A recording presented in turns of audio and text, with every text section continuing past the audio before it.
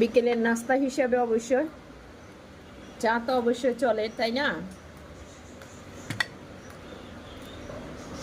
সাথে নিজের হাতে বানানো কাবাব।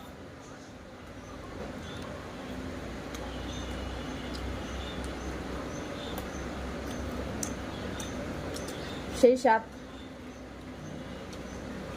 কে কে খাবে? অবশ্যই শীতকাল চলে এসেছে, কাবাব পার্টি হতে থাকবে হতে থাকবে।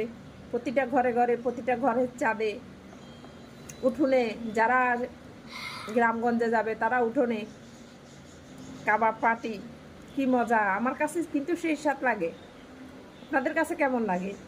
কাবাব পার্টি আমার কাছে খুব ভালো লাগে। চোখে কেন হাত দিছো?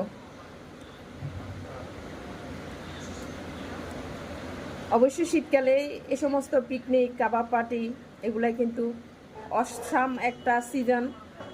মানে যা খাবেন তা ভালো লাগবে, কোনোটাই মানে গরমের মতো খাই অস্থির অস্থির করতে হবে না।